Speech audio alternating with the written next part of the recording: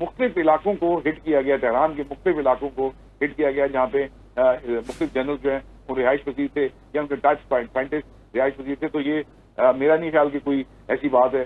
जहां तक अमेरिका का ताल्लुक है, अमेरिका ने कहा है कि हम न्यूट्रल हैं इस पूरे मामले में, हमारा इसमें कोई अमल दखल नहीं है। लेकिन सब ये जानते हैं कि कोई ना कोई अमल दखल तो लाजमी होता है, वरना इतना बड़ा कोऑर्डिनेटेड अटैक करना जो है वो इजराइल अगर यूनिलैटरली ये करता है तो फिर उसको ये भी पता है कि उसके बाद में जवाब दिया जाएगा तो फिर उनके साथ क्या होगा, क्योंकि ईरान तो फिर सर्वाइव कर सकता है, ईरान तो फिर सर्वाइव कर जाएगा। लेकिन अगर ऐसा ही एक हमला ईरान की जानिब से हो गया तो उसके बाद इसराइल का क्या बनेगा, या आप खुद सोचें उसके बाद पूरी दुनिया किस मोड़ पे खड़ी होगी। ये इंतहाई खतरनाक सिचुएशन है। हम वॉर्स को, हम जंगों को देख के जो है वो बात करते हैं, उसके बाद चुप हो जाते हैं। लेकिन ये जो अटैक किया गया है, ये मॉडर्न हिस्ट्री का बहुत बड़ा, जिसको कह सकते हैं कि एक अलमिया उभर के सामने आ रहा है कि ईरानियन जो क़यादत है वो क्या सोच रही थी। अगर ये सब कुछ सच है तो वो क्यों अपने आप को डिफेंड नहीं कर सके।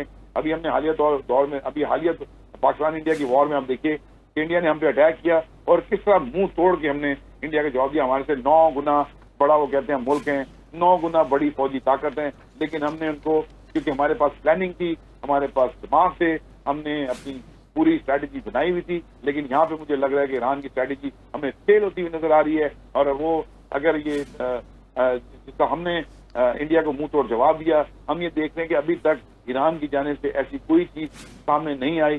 क्योंकि उसकी रीजन मैं फिर आपको बता दूं कि जो टॉप लीडरशिप है, अनफॉर्चुनेटली उसको सारी क़यादत को खत्म कर दिया गया है। ये जो स्टेट मीडिया कंफर्म कर रहा है इस चीज को, चंद जनरल्स को, जैसे मैंने बताया कि इस्लामिक रेवोल्यूशनरी गार्ड उसके चीफ हैं, इसके अलावा साइंटिस्ट हैं, इसके अलावा जो रेयर एडमिरल जो शायद उनके बहरिया के कमांडर हैं, इसके अलावा चीफ ऑफ आर्ट जो जॉइंट चीफ ऑफ स्टाफ हैं, उनकी भी हलाकत की खबरें हैं। तो ये तो बहुत ही खतरनाक सिचुएशन है। ये तो समझे कि बिल्कुल आपने ईरान की जो टॉप लीडरशिप है उसका सफाया कर दिया। अब रहबर कहाँ हैं, और उनके इसके अलावा मैंने आपको बताया था कि जो सेक्रेटरी हैं, जो सिक्योरिटी उनकी जो काउंसिल है, वो भी इस हमले में जहां बाग हो गए। तो कोऑर्डिनेशन का फुकदान है इस वक्त, किससे कोऑर्डिनेशन की जाए, क्योंकि बहुत पावरफुल लोग थे। ये वो लोग थे जो ईरान को चला रहे थे।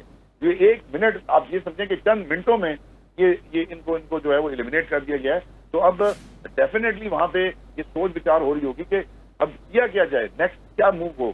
अल्लाह करे कि ये हमारी जो बातें हैं ये गलत साबित हो, लेकिन ये क्योंकि हम नहीं कह रहे, ये स्टेट मीडिया कह रहा है और वो कंफर्म कर रहा है, तो ये तो बड़ी एक अजीबोगरीब सिचुएशन हमें सामने उभर के नजर आ रही है।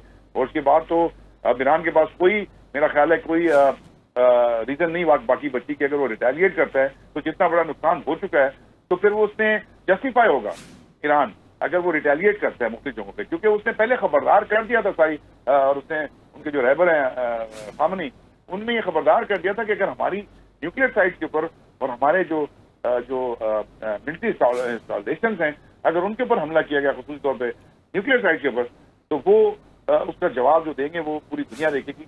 और इस वक्त हम आपको ये कंफर्म कर रहे हैं कि पूरे ईरान में जो उनकी मिलिट्री इंस्टॉलेशन थी, जो उनकी न्यूक्लियर साइट थी, उनको हिट किया जा चुका है। बहुत बड़ा नुकसान ईरान का ऑलरेडी हमें देखने में मिल रहा है।